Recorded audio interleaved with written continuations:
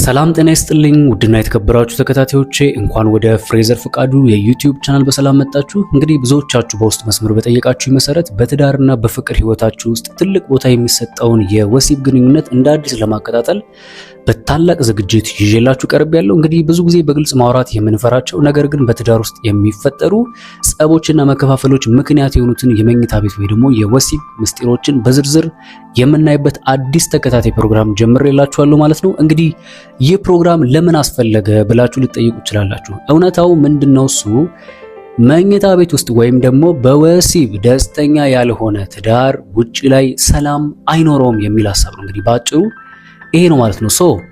በእነዚህ ተከታታይ ቪዲዮዎች ውስጥ ደግሞ የምንመለከታቸው አንዳንድ ነጥቦች አሉ። እነዚህ ነጥቦች ምንድናቸው? በግንኙነት ወቅት ወይ ደግሞ በወሲብ ጊዜ የሚፈጠሩ የተለመዱ ችግሮች አሉ። እነዛን ችግሮች ከነ መፍትሄዎቻቸው እናነሳለን። ከዛ ባለፈ አሰልቺ የሆኑ ልምዶችን እንዴት እንደምንቀይራቸውም የምንመለከት ይሆናል። ከዛ በተረፈ ደግሞ የትዳር አጋራችንን ፍጹም እርካታ ውስጥ የምናስገባባቸውን ትንሽ ደፈር ባለ መንገድና ገለጥ ባለ መንገዶች በግልጽ የምንመለከት ነው የሚሆነው።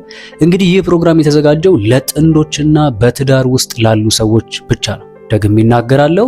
ይህ ፕሮግራም የተዘጋጀው ለጥንዶችና በትዳር ውስጥ ላሉ ብቻ ነው። ዓላማውም በአፍረትና በመሸማቀቅ የታፈኑ ግንኙነቶችን ነፃ ማውጣት ነው። ይሰማል አይደል? ዓላማው ምንድነው? በአፍረትና በመሸማቀቅ እንዲሁም ባለመግባባት በአንዳንድ ቅሬታዎች የታፈነውን የትዳር ግንኙነት ነፃ ማውጣት ነው። እንግዲህ እያንዳንዱ ቪዲዮዎች ችግሮችን ብቻ ሳይሆን ተግባራዊ የምታደርጓቸውን መፍትሄዎችንም ጭምር ይዞላችሁ ይቀርባል ማለት ነው። ቃላቶቹ ትንሽ ደፈር ያሉና ገለጥ ያሉ ሊሆኑ ይችላሉ። ይህን ያደረኩበት ምክንያት ደግሞ ምስጢሩ በትክክል እንዲገባችሁና በትዳራችሁ ላይ ለውጥ እንድታመጡ በማሰብ ነው። ስለዚህ ከዛሬ ጀምሮ ለ10 ተከታታይ ቀናት የምለቃቸውን እነዚህን ቪዲዮዎች በጥሞና እንድትከታተሉ ያልገባችሁን እንድትጠይቁና ለውጥ እንድታመጡ እጋብዛችኋለሁ። እንግዲህ የትዳር ህይወታችሁና የፍቅር ህይወታችሁን እንደገና በወሲብ ስሜት በእሳት እንዲቃጠልና ደስታችሁ እንዲመለስ ዝግጁ ናችሁ? እንግዲያውስ የመጀመሪያውን ክፍል ካሁን ጀምሮ ለ10 ቀን የምለቃቸውን ተከታታይ ቪዲዮዎች ተከታተሉ። ቪዲዮውን ከተመቻችሁ ላይክ ማድረጋችሁን እንዳትረሱ። አዳዲስ ከሆናችሁ ደግሞ ቤቱን ሰብስክራይብ እያደረጋችሁ እንደዚህ የሚጠቅሙ ቪዲዮዎችን ስለቅ እንዲደርሳችሁ ማድረግ ትችላላችሁ ማለት ነው። ቀጥታ ወደ ዛሬው ክፍል 1 የወሲብ እውነታ ነው የምንገባው ማለት ነው። መልካም ቆይታ። እንግዲህ ተከታታዮቼ ከዚህ በኋላ የማቀርብላችሁ 10 ክፍሎች በሙሉ የሚያጠነጥኑት ወሲብና ከወሲብ ጋር በተገናኙ ጉዳዮች ይሆናል ማለት ነው። ይህ ቪዲዮ ሞር በአብዛኛው የሚያጠነጥነው እንግዲህ እንደነገርኳችሁ መግቢያ ላይ ለባለትዳሮች የተዘጋጀ ነው። ያው በእርግጥ እውነታውን እናውራ ከተባለ በዚህ ሰዓት ላይ ያው ዘመኑም ትንሽ ከፋ ያለ ስለሆነ ሰዎች በትዳር ውስጥ ሳይሆኑ ይሄንን የወሲብ ግንኙነት በትዳር ውስጥም ሳይገቡ የሚፈጽሙባቸው ሁኔታዎች ነው ያሉና ብቻ ግን በአጠቃላይ የወሲብ ህይወታችሁ ጤነኛ እንዲሆን ከማሰብ አንጻር ነው ይሄ ቪዲዮ የተሰራ ያለው። ከዚህ በፊት የሰራውላችሁ ቪዲዮ ነበረ ከወሲብ ጋር የተገናኙ በጣም ብዙ ቪዲዮዎች ሰርቼ ነበር። ግን አንዳንድ ጉዳዮች አንዳንድ ችግሮች ተፈጥሮ ነበረ። በዛም የተነሳ አካውንቱ ሪፖርት ላይ ስለነበረ ዩቲዩብ ሊያወርድብኝ ይችላል ማለት ነው። ዛሬ በድጋሚ ለእናንተ በሚገርምና ቀለል ባለ መንገድ ነው ይዤላችሁ የመጣሁት። እንግዲህ ይህ የሚሰጣችሁ አድቫይስ የብዙ ሰዎችን ጥናት የተጠና በጥናት የተረጋገጠ እንዲሁም ደግሞ ብዙ ሰዎች ከኖሩት ከአንዳንድ ተለቅ ባሉ በትዳር ውስጥ ከቆዩ ሰዎች የኖሩትን ሰብስቤላችሁ ነው ይዤ የመጣሁት። በዚህ አጋጣሚ ስለኔም እንድታውቁ የምፈልገው እኔም ባለትዳር እንደሆንኩኝ በዚህ አጋጣሚ ልነግራችሁ ፈልጋለሁ። በአጠቃላይ ምንድነው እያልኳችሁ ያለሁት ብዙዎች የኖሩትን በጥናት የተረጋገጠውንና እኔም ራሴ ኤክስፒሪየንስ ያደረኩትን ነገር ነው ዛሬ ይዤላችሁ የመጣሁት ማለት ነው። ቀጥታ ወደ ሐሳብ ያልፋለሁ። እንግዲህ በእነዚህ 10 ክፍሎች ውስጥ ወሲብና ወሲብ ነክ ነገሮችን ብቻ ነው አንስቼ የምዳሰሰው። ምናልባት አንዳንዶቻችሁ ይሄ ነገር እንደ ነውር መስሎ የሚሰማችሁ ሰዎች ካላችሁ ቻናላችንን በክብር ለቀቅ እያደረጋችሁ ጨዋ ወደሚያጫውታቸው ጋር ሄዳችሁ እንግዲህ ህይወታችሁን መምራት ትችላላችሁ። እኔ ጋር ግን ይሄን ቪዲዮ የምትከታተሉ ሰዎች ነገሮችን ግልጥልጥ አድርጌ ፊት ለፊት ስለማወራ ካሁኑ ኤርፎን እንድትጠቀሙ ወይ ደግሞ ህፃናት ያሉበት አካባቢ ከሆነ ያላችሁት ደግሞ ጠንቀቅ እንድትሉ ብዬ አሳስባችኋለሁ ማለት ነው። እንግዲህ በዛሬ በክፍል 1 ቪዲዮ የምንመለከተው ምንድነው 5 ችግሮችን አነሳለሁ። ብዙ ባለትዳሮች ወይ ደግሞ በተለይ ይሄ ቪዲዮ ለሴቶች ነው የሚያጠነጥነው የወንዶችን ባህሪ እንድታውቁ ነው የሚረዳችሁ። ነገር ግን ወንዶችም ይሄን ቪዲዮ ብትመለከቱት ምንም ማለት አይደለም። አጠቃላይ ጀነራላይዝ እያደረኩኝ ስለምናገር ማለት ነው። እዚህ በወሲብ ግንኙነት ላይ ትዳር ላይ በጣም ብዙ የሚፈጠሩ ችግሮች አሉ። ከነዚህም ችግሮች መካከል የመጀመሪያው ዛሬ የሚሆነው መኝታ ቤታችሁ ለምን ቀዘቀዘ በሚል ሐሳብ ነው። ምን ማለት ነው? በፊት የነበረ የወሲብ ግለት በፊት የነበረ ገና ትዳር ላይ ገና ከመግባታችሁ ታይም ላይ የነበረ አለ አይደል? አላውቅም። አብዛኞቻችሁ ይሄን የወሲብ ግንኙነት አንዳንዶቻችሁ አይ ዶንት ኖ በትዳር ውስጥ ጀምራችሁት ሊሆን ይችላል። አንዳንዶቻችሁ ደግሞ አላውቅም ገና የፍቅረኝነት ወይ ደግሞ የጮኝነት ጊዜ ላይ እያላችሁ ጀምራችሁት ሊሆን ይችላል። ነገር ግን ያኔ የነበረ ግለታችሁ ያኔ የነበረ ያንን ሰው መቼ አግኝቸው መቼ አግኝቻት እንዴት አድርጌ ነው ስሜቴን ጥሜን የማረከው የሚለውን በውስጥ የነበረን ፍላጎት ምንድነው ያቀዘቀዘው ምንድነው እሱ ሊያደበዘዘው የቻለው የሚለውን 5 ችግሮችን አንስቼ ለአምስቱ መፍትሄ ነግራችኋለሁ። እነዚህን ችግሮቹን ነግራችሁ ከዛ ከነመፍትሄው ደግሞ ካዳመጣችሁኝ በኋላ እርግጠኛ ሆኜ ነግራችኋለሁ የትዳር ህይወታችሁ የማይስተካከልበት የወሲብ ህይወታችሁ የማይጣፍጥበትና ግለትና እሳት የሞላበት የማይሆንበት ምንም አይነት ምክንያት አይኖርም ማለት ነው። እንግዲህ ወደ መጀመሪያው ሐሳብ አልፋለሁ። በመጀመሪያ ደረጃ መኝታ ቤታችሁን ወይ ደግሞ የወሲብ ህይወታችሁን ያቀዘቅዘው የቻለው ምንድነው ካላችሁ የልምድ ወጥመድ ይባላል ወይ ደግሞ ሮቲን። እደግመዋለሁ፣ ምንድነው የልምድ ወጥመድ? የልምድ ወጥመድ ማለት አንዳንድ ሰዎች ወሲብን እንደ ሾርባ ነው አድርገው የሚቆጥሩት። ታውቃላችሁ፣ እንደ ሾርባ ማለት በቃ የሆነ ተመሳሳይ ጣዕም ብቻ። ታውቃላችሁ፣ ሾርባና ምግብ ነው ተመሳሳይ ጣዕም የሚኖረውና ሾርባ አይደለም ወሲብ። በዚህ አጋጣሚ ሰዎች ወሲብ በተለያየ መንገድ ተፈጽሞ ጣዕሙ እጅግ በጣም በሚገርም ሁኔታ ልታጣጥሙት የሚገባ በተፈጥሮ የተሰጣችሁ ጸጋ ነው። ስለዚህ በተመሳሳይ ሰዓት በተመሳሳይ ቦታና ሁኔታ ውስጥ ሆናችሁ አንዳንድ ጊዜ ይህንን የወሲብ ስሜቶች አታድርጉ። ለምን ካላችሁ አይምሮ ይለምዳል። አይምሮ ለመደ ማለት ወደ ሰውነት ነው የሚያስተላልፈው ልምዱን። ለመደ ማለት የወሲብ ስሜት እንዳይቀሰቀስ ያደርጋል፣ ድብርት እንዲፈጠር ያደርጋል፣ እንዳይነሳ ያደርጋል። ስለዚህ በቻላችሁት አቅም አትልመዱ። ተመሳሳይ ሰዓት፣ ተመሳሳይ ቀን፣ ተመሳሳይ አይነት ነገር እንደዚህ የሚባል ነገር በትዳር ውስጥ መሆን የለበትም። መፍትሄው ታዲያ ምንድነው? ይሄ ነገር ልምድ እንዳይሆንብን ምንድነው ማድረግ ያለብን ካላችሁ አዲስ ነገር መፍጠር ነው እንዴ። አንዳንድ ጊዜ ከሁል ጊዜ ከምታደርጉበት የወሲብ አይነት ወጣ ብሉ። የሆነ ጨዋታ ነገር ለመፍጠር ሞክሩ። አንዳንዴ ደግሞ ቦታም ለመቀያየር ሞክሩ። ሁል ጊዜ እዛ የፈረደበት አልጋ ላይ ወይ ደግሞ እዛ የፈረደበት ፍራሽ ላይ ብቻ ተቃቅፋችሁ አትገለባበጡ። አንዳንድ ጊዜ ቦታውን ቀይሩ፣ ሳሎን አድርጉት። አንዳንድ ጊዜ ደግሞ የሆነ ቦታ ላይ አድርጉት። ምንም እኮ ማለት አይደለም፣ እናንተን ተደሰቱበት እንጂ በከፈላ ማለት ተከራይታችሁ የምትኖሩ ከሆነ ገንዘቡን እስከከፈላችሁበት ድረስ ሳሎኑ የእናንተ ነው፣ ኩሽናው የእናንተ ነው፣ መኝታ ቤታችሁ የእናንተ ነው፣ ሻወር ቤቱ መታጠቢያው የእናንተ ነው። አንዳንድ ጊዜ ቦታዎችን ቀየር ለማድረግ ሞክሩ። ስለዚህ እንደዚህ የሆኑ በቃ ሮማንቲክ ነገሮችን ለማድረግ ስትሞክሩ ትላንትና የነበራችሁ ያ ግለቱ ይመለሳል ማለት ነው። እስቲ ስንቶቻችሁ ናችሁ በዚህ አጋጣሚ በትዳር ህይወታችሁ ውስጥ እያላችሁ ከትዳር አጋሮቻችሁ ጋር እየቆያችሁ የወሲብ ግንኙነት የምታደርጉ? መቆየት የለባችሁም። በነገራችን ላይ በጥናት ደረጃም እንደተረጋገጠ በተለይ ለወንዶች በሳምንት እንደው በቋሚ ደረጃ 3 ጊዜ የወሲብ ግንኙነት መደረግ አለበት። ይሄም ደግሞ ከጭንቀትና ከውጥረት ይገላግላል፣ ያሳርፋል የሚል ጥናቶች አሉ። ስለዚህ ቢያንስ ነው እንግዲህ ቢያንስ በሳምንት 3 ቀን ነው የተባለው። አንዳንዶቻችሁ ያው ከሳምንት አልፋችሁ ወርም ሁሉ ይደረሳችኋል። አረ ከዛም አልፎ ወራቶች ያስቆጠራችሁ ሁሉ እንዳላችሁ በውስጥ መስመር ብዙ ነገር ይደርሰኛልና ስለዚህ በቻላችሁት አቅም ምንድነው ማድረግ ያለባችሁ?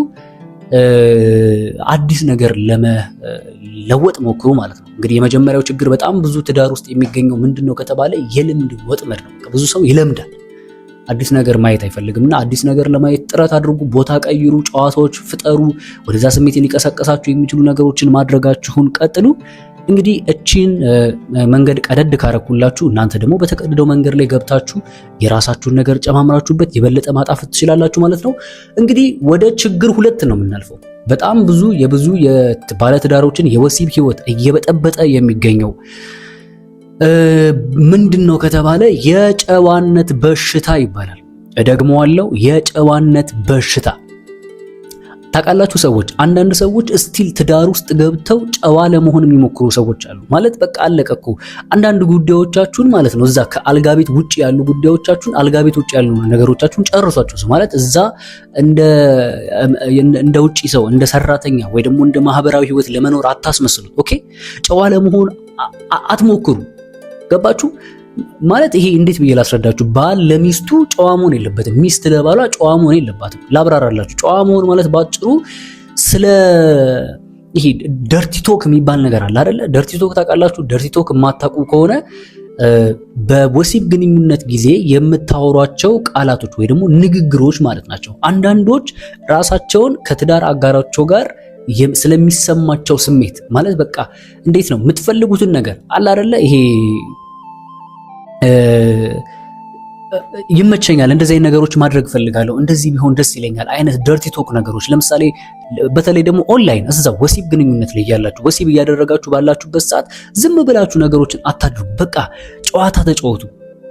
ሚስት ከሆንሽ ለባልሽ የሆነ ጨዋታ አጫውቲ። ባል ከሆንክ በተለይ ደግሞ ይሄ ትልቁ የባል ኃላፊነት ነው፣ የወንድ ኃላፊነት ነው የሚሆነውና በቻልከው አቅም ልታወራት ሞክር። በቃ በቻልከው አቅም እንግዲህ አሁን ስለምጠቀመው ቃል በጣም ሶሪ፣ በዘመንኛው ያው በእናንተ በትልልቆቹ አጠቃቀም እንደ ማሽኮረመም ነው የሚባለው። በዚህኛው አጠቃቀም ደግሞ ይሄ ማሻፈድ እንደሚባለው አይነት ነገሮችን ተጠቅማችሁ ሞር እነኚህን ነገሮች በምትጠቀሟቸው ጊዜ በጆሮአቸው ልክ ሴቷ ለወንዱ ወንዱ ለሴቷ እነዚህ ደርቲ ቶክ የሚባሉትን ነገሮች መናገር በምትጀምሩበት ሰዓት እርግጠኛውን የምነግራችሁ ጆሮ ይሰማል። ጆሮ ቀጥታ ወደ አይምሮ መልእክት ያስተላልፋል። አይምሮ ቀጥታ በነርቭ አድርጎ ወደ ሰውነቶቻችሁ ያስተላልፋል። የዛ ሰዓት ኢነርጂ ይፈጠራል ማለት ነው። ስለዚህ ደርቲ ቶክ ይሄ የብልግና ቃላት፣ በልግና ስላችሁ በነገራችን ላይ ኔጌቲቭ ሳይድ እንዳትወስዱብኝ፣ እያወራሁኝ ያለሁት በአንቺና በትዳር አጋርሽና በትዳር አጋር መካከል ብቻ የሚወሩ ንግግሮች አሉ። እነዛን ንግግሮች ሳትፈሩ አውራቸው። ስለዚህ ይሄ የጨዋነት በሽታ የሚያጠቃችሁ ሰዎች ፕሊዝ ባካችሁ በቻላችሁት አቅም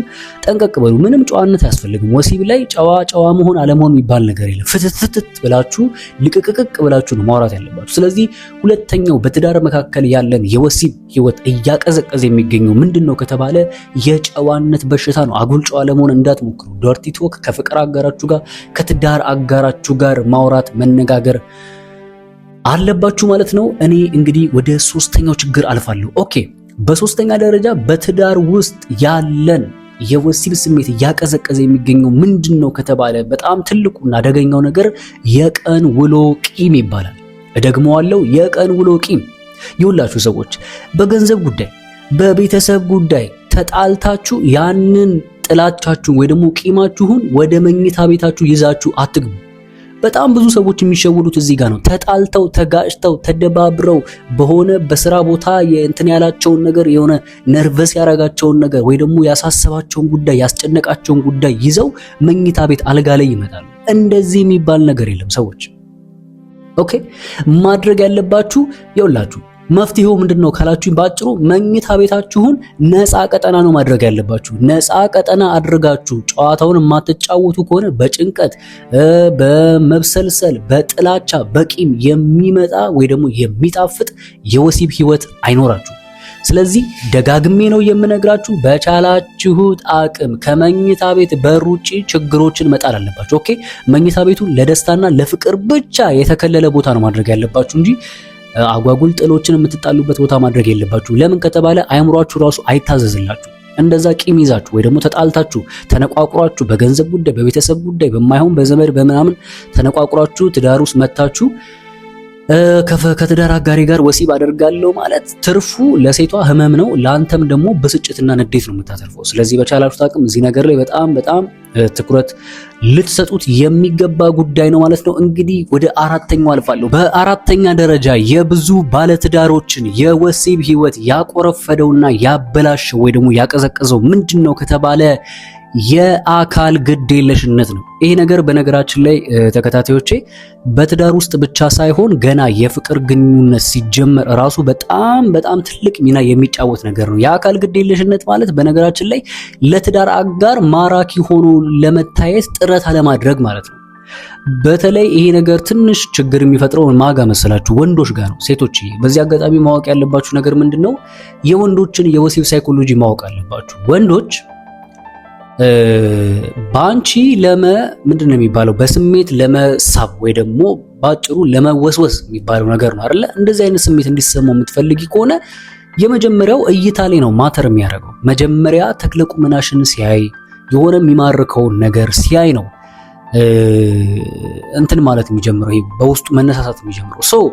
አይኖ እንረዳለን። በትዳር ውስጥ ባላችሁበት ሁኔታ በተለይ ሴቶች እህቶቻችን ብዙ ኃላፊነት ስለሚኖርባችሁ የቤት ውስጥ ኃላፊነት፣ ልጆችን ማሳደግ፣ ቤቱን መጠበቅ፣ ንጽህናውን መጠበቅ፣ ልብስ ማጠብ፣ ብዙ ኃላፊነቶች እንደሚኖርባችሁ እናውቃለን። ነገር ግን አለ አይደለ ከነዛ ነገሮች መካከል ቢያንስ ሌላው ነገር ምንም ነገር እንደው ቢቀር ማለት ይሄ ኦቨር የሆኑ ነገሮች እንኳን ቢቀሩ ባይደረጉ ግን ቢያንስ ይሄ ንጽህናን መጠበቅ የሚባለው ነገር ፏ ብልጭ ብለሽ ለራስሽ መገኘት። በእርግጥ በዚህ ነገር ሴቶች አትታሙም እናውቃለን። በጣም ራስ ንጽህናችሁን በመጠበቅ እንደ ሴቶች በጣም ጠንካራ የለም፣ ከወንዱ በላይ ነው የምትዘንጡት እናውቃለን። ግን አንዳንድ ጊዜ አንዳንድ እናቶች ራሳቸውን ጣል የሚያደርጉበት ጊዜ አለ። በብዙ ነገር የተነሳ ራሳቸውን ጣል ያደርጋሉና ስለዚህ እባካችሁ በዚህ አጋጣሚ የአካል ግዴለሽነት በወሲብ ህይወታችሁ በትዳር ላይ ባለ የወሲብ ግንኙነት ላይ በጣም ብዙ የሚፈጥር ራሱን የቻለ በጣም ትልቅ ሳይድ ኢፌክት ስላለው በቻላችሁት አቅም ማለት ነው ይሄ በቆሸሸ ልብስ ወይም ደግሞ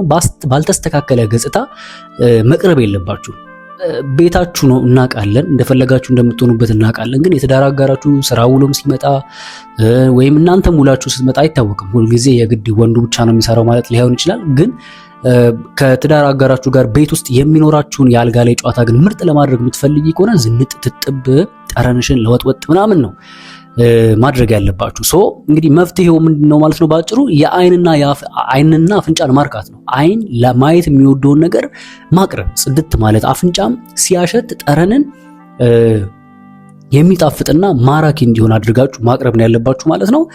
እንግዲህ በጣም ሽታ ደግሞ በጣም ማተር ያደርጋል። ሽታ ስላችሁ ስለ ራሳችሁ ብቻ ሳይሆን ስለ ቤታችሁ ጠረን፣ ስለ መኝታ ቤታችሁ ጠረን፣ ስለ ያላችሁበት ሁኔታ አትሞስፌሩ በጣም በቃ ይሄ ጠረኑ ጽድት ያለ ነገር ከሆነ እና አይንም ለማየት የሚመኘውን ነገር ካቀረባችሁ የትዳር ህይወታችሁ የማይስተካከልበት ምንም አይነት ምክንያት የለም። እንግዲህ ወደ ዛሬው ወደ መጨረሻው ችግርና መፍትሄ ነው የምናልፈው። እንግዲህ ችግር 5 ምንድነው የብዙ የትዳር ህይወቶችን የወሲብ ህይወት ያቆረፈደው ወይ ደግሞ መኝታ ቤታችሁ ወይ ደግሞ የወሲብ ህይወታችሁን ያቀሰቀዘው ምንድነው ከተባለ የመግባባት ድርቅ ይባላል። እደግመዋለሁ። እንግዲህ በኔ አስተሳሰብ የመግባባት ድርቅ ብየዋለሁ። ይሄ ምን ማለት መሰላችሁ? ምን እንደሚመቻችሁ በትዳራችሁ ወይ ደግሞ በወሲብ ህይወታችሁ ውስጥ አለመነጋገር ይሰማል አይደለ? በቃ በአጭሩ በግልጽ ይሄ እንዴት ነው? ለምሳሌ አንዳንድ ሴቶች እንዴት አያውቅም እኔ የምፈልገውን ማወቅ አለበት አይነት ነገር ብለው አስበው የማይናገሩ አሉ። ወንዱም ደግሞ እንደዚሁ ማወቅ አለባት እኮ እንዴት ነው ማታውቀው? በቃ የምፈልገውን ነገር መረዳት አለባት የሚል አመለካከት በውስጣቸው ይኖራልና እንደዚህ የሚባል አማርኛ የለም። መናገር አለባችሁ። ያው የሀገሬ ሰው ስትር ታውቃላችሁ፣ ካለመናገር ደጃዝማችነት ይቀራል ተብሎ ስለሚነገር በቻላችሁት አቅም በግልጽ አማርኛ ቅድም እንዳልኳችሁ ይሄ የጨዋነት በሽታ ሳያጠቃችሁ እዚህ ጋር መግባባት መቻል አለባችሁ። ምን እንደሚመችሽ፣ ይሄ ይመቸኛል፣ ይሄ ነገር ያስደስተኛል፣ ይሄ ነገር ደግሞ አይመቸኝም፣ አንተም ብትሆን ለትዳር አጋርህ ይሄን ነገር እፈልጋለሁ፣ ይሄን ማድረግ እፈልጋለሁ ብለህ አግባብ ባለው መንገድና እሷ በምትስማማበት መንገድ ጠይቆ ነገሮችን ሞር ጣፋጭ ማድረግ ይቻላል ማለት ነው። መፍትሄው ስለዚህ ባጭሩ ለዚህ ምንድነው የመግባባት ድርቅ ለሆነው አቅጣጫ መጠቆም ይባላል። ምን ማለት ነው? እዚህ ጋር ስትነካኝ ያሳብደኛል ብሎ በሹክሹክታ መንገድ ሊሆን ይችላል። እንደገና አንተም ብትሆን እንደዚህ አይነት ነገር በጣም ይመቸኛል፣ ይሄ ፖዚሽን ይመቸኛል ብለ በግልጽ አማርኛ መናገሩ ላንተም ለትዳርህም ለሷም ለወደፊት ለልጆቻችሁም የትዳር ጤንነት ትልቅ ወሳኝ ነጥብ አለውና እንግዲህ ይሄንን በማድረጋችሁ እጅግ በጣም ነው የምትጠቀሙት ማለት ነው።